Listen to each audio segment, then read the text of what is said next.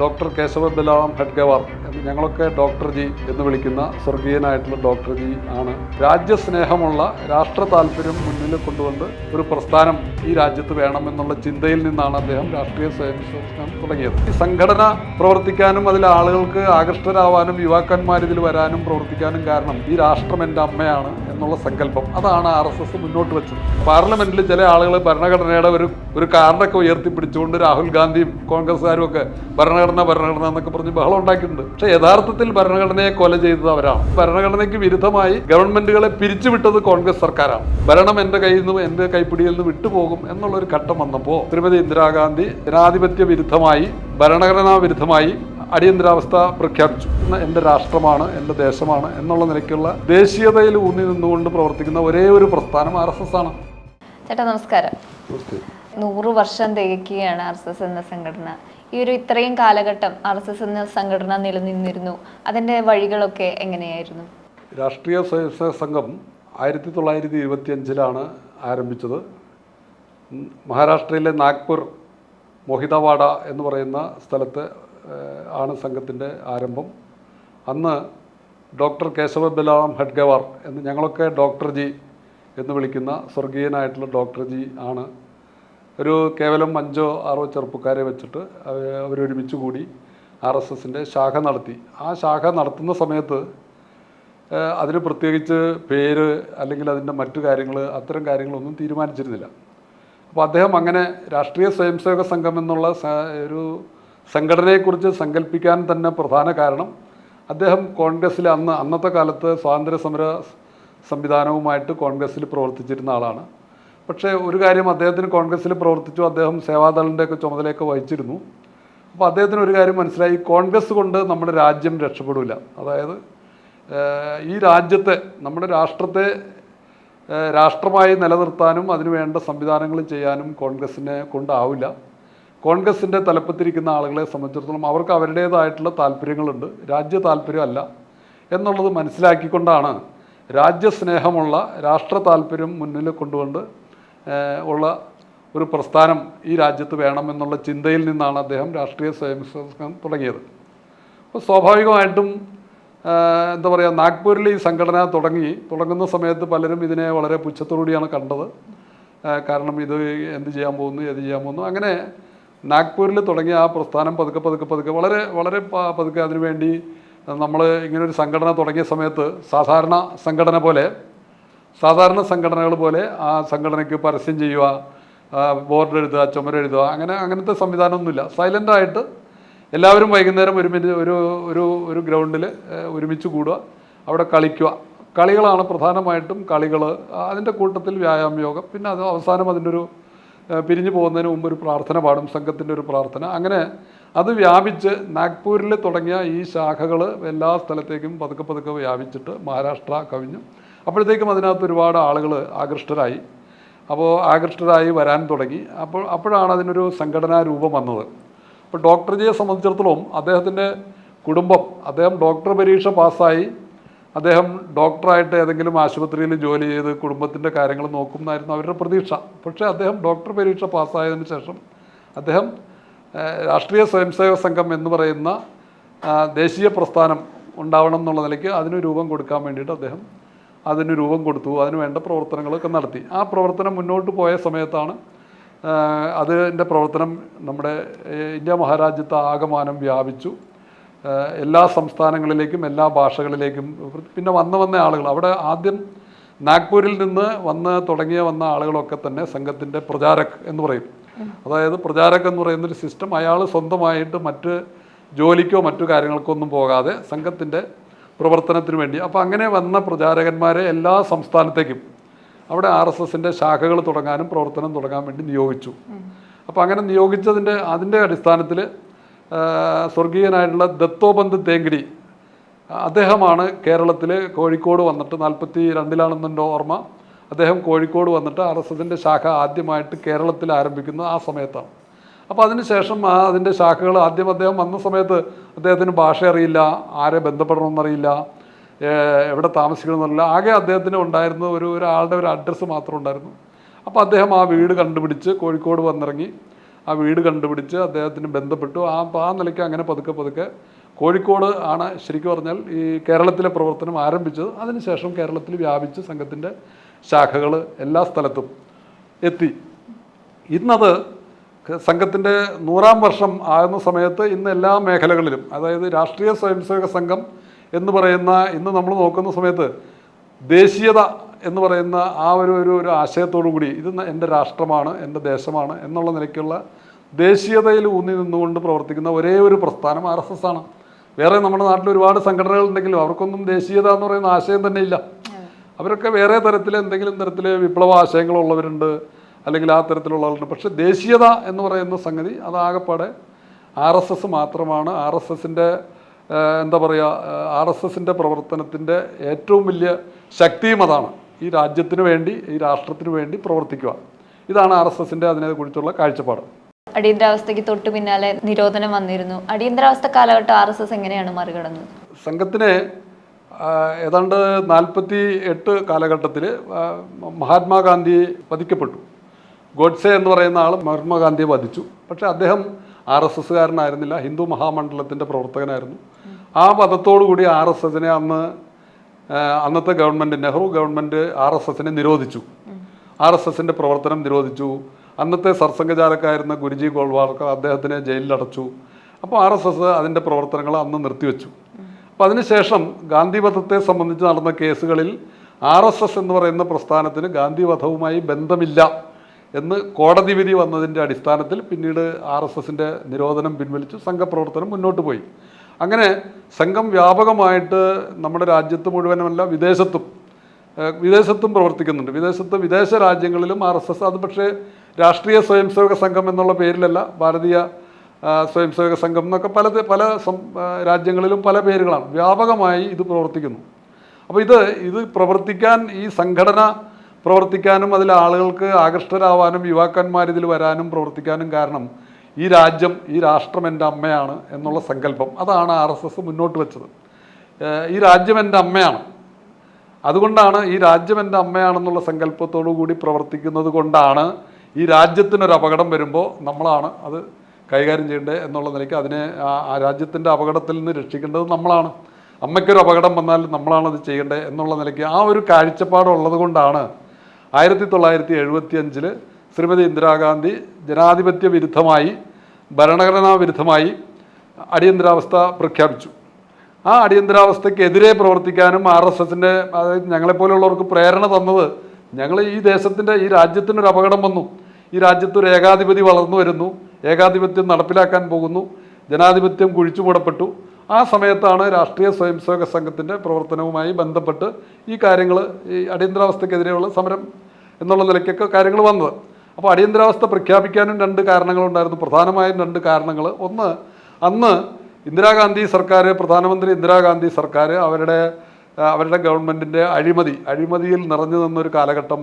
അങ്ങനെ അവർക്ക് എന്തും ചെയ്യാം എന്നുള്ള ബഹുഭൂരിപക്ഷം ഉണ്ടായിരുന്നു പാർലമെൻറ്റിൽ. അപ്പോൾ അതുകൊണ്ട് എനിക്ക് എന്തും ചെയ്യാം എന്നുള്ള നിലയ്ക്ക് അഴിമതിയിൽ മുങ്ങിക്കുളിച്ച ആ ഗവൺമെൻറ്റിനെതിരായി നമ്മുടെ രാജ്യവ്യാപകമായി പ്രക്ഷോഭണങ്ങൾ നടന്നു. അതിൽ സോഷ്യലിസ്റ്റ് പാർട്ടിയുടെ നേതാവ് ശ്രീ ജയപ്രകാശ് നാരായണൻ അതിൻ്റെ നേതൃത്വം ഏറ്റെടുത്തുകൊണ്ട് ഗുജറാത്തിൽ നിന്നാണ് ആ സമരം തുടങ്ങിയത്. പക്ഷേ ഏറ്റവും കൂടുതൽ സോഷ്യലിസ്റ്റുകാരുള്ള അത് ബീഹാറിലേക്ക് പടർന്നു. അതിനുശേഷം രാജ്യവ്യാപകമായി അതായത് അഴിമതിയിൽ നിറഞ്ഞ ഇന്ദിരാഗാന്ധി ഗവൺമെൻറ്റിനെതിരായിട്ടുള്ള പ്രക്ഷോഭണം രാജ്യവ്യാപകമായി വന്നു. അപ്പോൾ സ്വാഭാവികമായിട്ടും അതൊരു കാരണം. രണ്ടാമത്തെ കാരണം, അന്ന് അതായത് ഇന്ദിരാഗാന്ധിയുടെ തെരഞ്ഞെടുപ്പിൽ അഴിമതി അവർ കാണിച്ചു എന്ന് പറഞ്ഞുകൊണ്ട് അവരുടെ എതിർ സ്ഥാനാർത്ഥി സോഷ്യലിസ്റ്റ് പാർട്ടിയുടെ നേതാവ് ശ്രീ രാജ്നാരായണൻ, അദ്ദേഹം ഒരു കേസ് കൊടുത്തിരുന്നു അലഹബാദ് ഹൈക്കോടതിയിൽ. ആ കേസിൻ്റെ വിധി വന്നു. ആ വിധി വന്ന സമയത്ത് വളരെ ക്ലിയർ ആയിട്ടുള്ള വിധിയായിരുന്നു അത്. അതായത് ഇന്ദിരാഗാന്ധിയുടെ തെരഞ്ഞെടുപ്പ് അസാധുവാക്കി. ഇന്ത്യ ചരിത്രത്തിൽ ആദ്യമാണ് ഒരു MP-യുടെ തെരഞ്ഞെടുപ്പ് അസാധുവാക്കുന്നത്. അവരുടെ തെരഞ്ഞെടുപ്പ് അസാധുവാക്കി. ഇന്ന് മാത്രമല്ല 6 വർഷത്തേക്ക് പഞ്ചായത്തിലോ അല്ലെങ്കിൽ നിയമസഭയിലോ പാർലമെൻറ്റിലോ മത്സരിക്കാൻ പാടില്ല എന്നുകൂടി അത് വിധിയിൽ പറഞ്ഞു.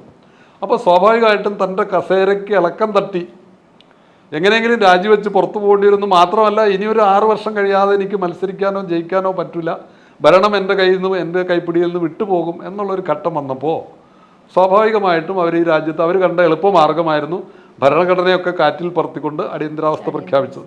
ഇന്ന് നമ്മൾ കണ്ടിട്ടുണ്ട്, ഇപ്പോൾ ഈ കഴിഞ്ഞ പ്രാവശ്യമൊക്കെ പാർലമെൻറ്റിൽ ചില ആളുകൾ ഭരണഘടനയുടെ ഒരു കാർഡൊക്കെ ഉയർത്തിപ്പിടിച്ചുകൊണ്ട് രാഹുൽ ഗാന്ധിയും കോൺഗ്രസ്സുകാരും ഒക്കെ ഭരണഘടന എന്നൊക്കെ പറഞ്ഞ് ബഹളം ഉണ്ടാക്കിയിട്ടുണ്ട്. പക്ഷേ യഥാർത്ഥത്തിൽ ഭരണഘടനയെ കൊല ചെയ്തത് അവരാണ്.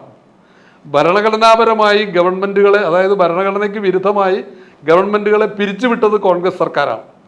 ഇപ്പോൾ മോദി സർക്കാർ 11 വർഷം, ഇപ്പോൾ 11ാമത്തെ വർഷം ഇവിടെ ഭരിക്കുന്നു. ഇതുവരെ മോദി സർക്കാർ അത് ഏറ്റവും കൂടുതൽ ക്രൂരമായ കൊലപാതകങ്ങളും അക്രമങ്ങളും ഒക്കെ കൽക്കട്ടയിൽ, അതായത് പശ്ചിമ ബംഗാളിൽ ഉണ്ടായിട്ടും ആ സർക്കാരിനെ പിരിച്ചുവിടാൻ മോദി സർക്കാർ തയ്യാറായിട്ടില്ല. നേരെ മറിച്ച് ഇന്ദിരാഗാന്ധി കേരളത്തിലുൾപ്പെടെ, കേരള ഗവൺമെൻറ്റിനെ ഉൾപ്പെടെ, അന്നത്തെ EMS ഗവൺമെൻറ്റിനെ ഉൾപ്പെടെ പിരിച്ചുവിടുന്ന തരത്തിലേക്കുള്ള നടപടി എടുത്തത് കോൺഗ്രസ് ആണ്. അപ്പോൾ ഭരണഘടന അവർക്ക് പ്രശ്നമല്ല, ഭരണഘടനയെ കാറ്റിൽ പറത്തിയത് അവരാണ്. എന്നിട്ട് അവർ തന്നെ ഇപ്പോൾ പാർലമെൻറ്റിൽ ഭരണഘടനയുടെ കാർഡ് ഉയർത്തി കാണിച്ചുകൊണ്ട് ഭരണഘടന എന്ന് പറഞ്ഞ് ബഹളം കൂട്ടുന്നു. അപ്പോൾ അടിയന്തരാവസ്ഥ പ്രഖ്യാപിച്ചപ്പോൾ സ്വാഭാവികമായിട്ടും അന്ന് അടിയന്തരാവസ്ഥ പ്രഖ്യാപിച്ചതിനോടൊപ്പം തന്നെ അവർ ചെയ്ത 2 കാര്യങ്ങൾ, 2 കരിനിയമങ്ങൾ നമ്മുടെ നാട്ടിലുണ്ടാക്കി. ഒന്ന് DIR എന്ന് പറയുന്ന ഒരു നിയമമായിരുന്നു. അതായത് ഗവൺമെൻറ്റിനെതിരായിട്ട് സംസാരിക്കുന്നവരെ ജയിലിലാക്കുക. പക്ഷേ അതിനും ഒരു കാര്യം ഉണ്ടായിരുന്നു. DIR എന്ന് പറയുന്ന നിയമത്തിന് കോടതിയിൽ ഹാജരാക്കണമായിരുന്നു. നമ്മുടെ രാജ്യത്തെ എന്താ പറയുക, മറ്റേ ക്രിമിനൽ നിയമം അനുസരിച്ച് ഒരാളെ, ഒരു കൊലപാതകിയാണെങ്കിൽ പോലും അയാളെ അറസ്റ്റ് ചെയ്താൽ അയാളെ 24 മണിക്കൂറിനകം കോടതിയിൽ ഹാജരാക്കണം. അതാണ് നമ്മുടെ രാജ്യത്തെ നിയമവ്യവസ്ഥ. പക്ഷേ ഇന്ദിരാഗാന്ധി അതിനെ മറികടക്കാൻ വേണ്ടിയിട്ട് മിസ എന്ന് പറയുന്ന ഒരു പുതിയ കരിനിയമം കൊണ്ടുവന്നു. ആ മിസ എന്ന് വെച്ചാൽ maintenance of internal security act എന്നാണ് അതിൻ്റെ ഫുൾ ഫോം. അപ്പോൾ ആ നിയമപ്രകാരം, അതിൻ്റെ പ്രത്യേകത, അത് പ്രകാരം, മിസ പ്രകാരം ഒരാളെ അറസ്റ്റ് ചെയ്താൽ കോടതിയിൽ ഹാജരാക്കണ്ട. വർഷങ്ങളോളം കോടതിയുടെ മുമ്പിലോ മജിസ്ട്രേറ്റിന് മുമ്പിലോ ഹാജരാക്കാതെ അവരെ ജയിലിൽ പാർപ്പിക്കാം. അപ്പോൾ ആ നിയമം അർദ്ധരാത്രി, അതായത് ജൂൺ 25-ാം തീയതി അർദ്ധരാത്രി അടിയന്തരാവസ്ഥ പ്രഖ്യാപിച്ചതോടൊപ്പം തന്നെ 2 കരിനിയമങ്ങൾ ഉണ്ടാക്കി. നേരം വെളുക്കുന്നതിന് മുമ്പ് 26-ാം തീയതി പുലരുന്നതിന് മുൻപ് തന്നെ ഏതാണ്ട് 2000-ഓളം പ്രതിപക്ഷ നേതാക്കന്മാരെ കൽത്തുറുങ്കിലടച്ചു. 2000-ഓളം പ്രതിപക്ഷ നേതാക്കന്മാരെ. അതിൽ ജയപ്രകാശ് നാരായണൻ ഉണ്ടായിരുന്നു, മൊറാർജി ദേശായി ഉണ്ടായിരുന്നു, ജോർജ് ഫെർണാണ്ടസ് ഉണ്ടായിരുന്നു, ജനസംഘത്തിൻ്റെ ശ്രീ ലാൽകൃഷ്ണ അദ്വാനി ഉണ്ടായിരുന്നു, അടൽ ബിഹാരി വാജ്പേയി ഉണ്ടായിരുന്നു. അങ്ങനെ പേരെടുത്ത് പറഞ്ഞാൽ ഒരുപാട് പേരുണ്ട്. 2000 പേരെ കൽത്തുറുങ്കിലടച്ചു. അപ്പോൾ അത് എന്തിനാണ് ഇതൊക്കെ ചെയ്തതെന്ന് ചോദിച്ചാൽ തൻ്റെ കസേര ഉറപ്പിക്കാൻ വേണ്ടി, അല്ലാതെ പ്രത്യേകിച്ച് ഈ രാജ്യത്ത് യാതൊരു കാര്യങ്ങളും ഉണ്ടായിരുന്നില്ല. അപ്പോൾ ഈ ഒരു അടിയന്തരാവസ്ഥയെ നേരിടാൻ വേണ്ടിയിട്ട് അന്നത്തെ നമ്മുടെ രാജ്യത്തെ പ്രതിപക്ഷ രാഷ്ട്രീയ കക്ഷികളൊക്കെ പെട്ടെന്നൊന്ന് പകച്ചു. ആരും പ്രതീക്ഷിക്കാത്തൊരു കാലഘട്ടത്തിൽ പെട്ടെന്ന് രാത്രിക്ക് രാത്രി അടിയന്തരാവസ്ഥ പ്രഖ്യാപിച്ചു, നേതാക്കളെയൊക്കെ അറസ്റ്റ് ചെയ്തു. അപ്പോൾ അറസ്റ്റിൽപ്പെടാത്ത രണ്ടാം കിട നേതാക്കന്മാരൊക്കെ എന്ത് ചെയ്യണമെന്നുള്ള നിലയ്ക്ക് പകച്ചു നിൽക്കുന്ന സമയത്താണ് രാഷ്ട്രീയ സ്വയംസേവക സംഘം അതിൻ്റെ മുന്നോട്ട് വന്നു. അതിനോടൊപ്പം തന്നെ ജൂൺ 25-ാം തീയതി അടിയന്തരാവസ്ഥ പ്രഖ്യാപിച്ചതിന് ജൂലൈ മാസം 4-ാം തീയതി RSSനെ നിരോധിച്ചു.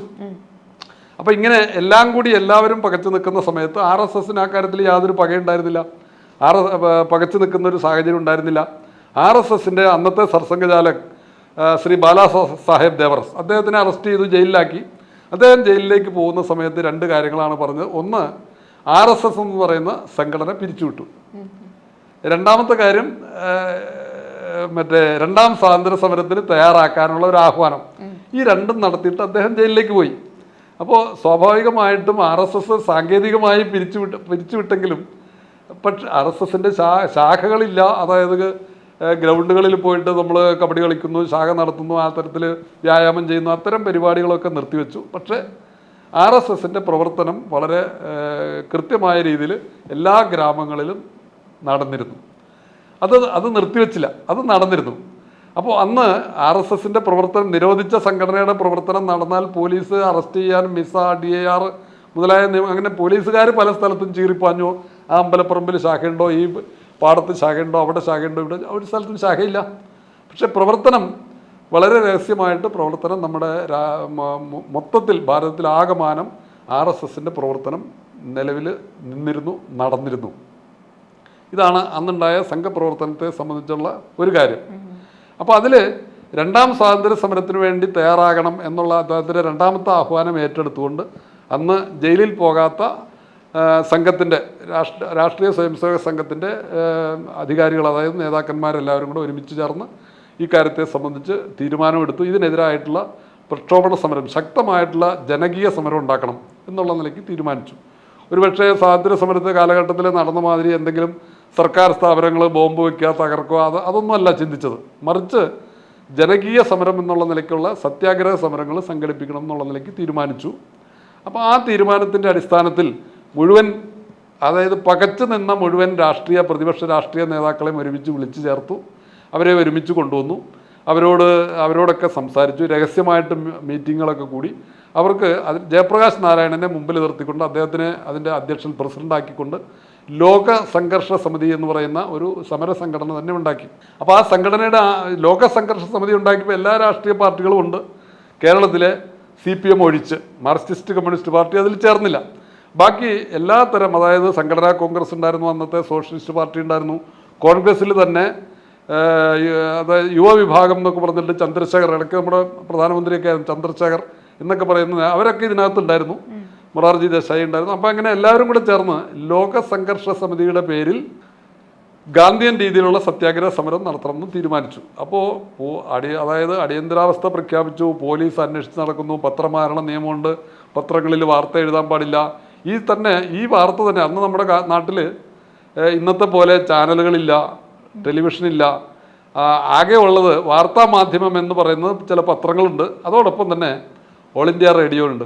അപ്പോൾ ഇത് നമ്മൾ തന്നെ കേരളത്തിലെ അന്ന് RSSൻ്റെ പ്രവർത്തകന്മാർ അറിഞ്ഞത് തന്നെ RSSൻ്റെ അതായത് RSSൻ്റെ ഇപ്പോൾ എളമക്കരയിലുള്ള മാധവനിവാസ് എന്ന് പറയുന്ന RSSൻ്റെ കാര്യാലയം, ആ കാര്യാലയം പണിതതിന് ശേഷം അതിൻ്റെ പാൽകാച്ചൽ, അതായത് അതിൻ്റെ ഗൃഹപ്രവേശ ചടങ്ങ് നടക്കുന്ന ദിവസമാണ്. എല്ലാവരും അവിടെ ഉണ്ട്. എല്ലാ പ്രചാരകന്മാരും കാര്യവാഹന്മാരും അവരെ ഒരുമിച്ച് 3 ദിവസത്തെ ബൈഠക്കിന് വേണ്ടി അവിടെ ഒരുമിച്ച് കൂടിയതാണ്. ആ സമയത്താണ് നമ്മുടെ അതായത് ജന്മഭൂമിയും പത്രത്തിൻ്റെ പത്രാധിപരക്കായിരുന്ന P. നാരായൺജി, അദ്ദേഹത്തിന് ഈ പത്രപ്രവർത്തനത്തിൻ്റെ ഭാഗമായിട്ട് അദ്ദേഹത്തിൻ്റെ പോക്കറ്റിൽ എപ്പോഴും ഒരു പോക്കറ്റ് റേഡിയോ ഉണ്ടാവും, ട്രാൻസിസ്റ്റർ. അദ്ദേഹം വെളുപ്പിനെ എഴുന്നേറ്റാൽ ആദ്യം അത് ഓൺ ചെയ്തിട്ട് എന്താണ് വാർത്ത എന്നിങ്ങനെ, ഓൾ ഇന്ത്യ റേഡിയോ മാത്രമേ ഉള്ളൂ വാർത്താ മാധ്യമം, മറ്റ് ടെലിവിഷനില്ല, ചാനലില്ല, ഒന്നുമില്ല. അപ്പോൾ അദ്ദേഹം ഈ വാർത്ത കേട്ടപ്പോഴാണ് രാത്രി 12 മണിക്ക് നമ്മുടെ രാജ്യത്ത് അടിയന്തരാവസ്ഥ പ്രഖ്യാപിച്ചു എന്നുള്ള വിവരം അദ്ദേഹം അറിഞ്ഞു. അദ്ദേഹം അവിടെ ഉണ്ടായിരുന്ന ഉന്നതാധികാരികളോട് പറഞ്ഞു. അപ്പോൾ തന്നെ അടിയന്തരമായിട്ട് കൂടി അവിടെ നടന്ന ചടങ്ങുകൾ വളരെ പെട്ടെന്ന് അവസാനിപ്പിച്ചിട്ട് എല്ലാവരെയും പിരിച്ചുവിട്ടു എന്ന് പറഞ്ഞാൽ 2 കാര്യങ്ങൾ തീരുമാനിച്ചു. ഒന്ന്, ആരൊക്കെ അണ്ടർഗ്രൗണ്ടിൽ പ്രവർത്തിക്കണമെന്ന് തീരുമാനിച്ചു. രഹസ്യമായിട്ട് അണ്ടർഗ്രൗണ്ടിൽ പ്രവർത്തിക്കണമെന്ന് തീരുമാനിച്ചു. ആരൊക്കെ അഥവാ പോലീസ് അറസ്റ്റ് ചെയ്താലും ജയിലിൽ പോകേണ്ടി വരും എന്ന് വെച്ചാൽ അങ്ങനെ നിൽക്കണമെന്ന് തീരുമാനിച്ചു. എല്ലാവരും കൂടെ അണ്ടർഗ്രൗണ്ടിൽ പോയാൽ എല്ലാവരെയും തൂത്തുപെറുക്കും. അപ്പോൾ അതുകൊണ്ട് കുറേ പേര് നിലവിലുണ്ടാവണം, ബാക്കി കുറേ പേര് രഹസ്യമായിട്ട് ഒരു കാരണവശാലും പിടികൊടുക്കാതെ പ്രവർത്തിക്കണമെന്ന് തീരുമാനിച്ച് അവിടുന്ന് ആ പാലുകാച്ചൽ ചടങ്ങ് നടന്ന ആ ബൈഠക്കിൽ നിന്ന് എല്ലാവരെയും പിരിച്ചുവിട്ട് അതാത് സ്ഥലത്ത് അവരവരുടെ ഗ്രാമങ്ങളിലേക്ക് പിരിച്ചുവിട്ടു. അങ്ങനെയാണ് ആദ്യത്തെ ഒരു സംഭവം ഉണ്ടാവുന്നത്.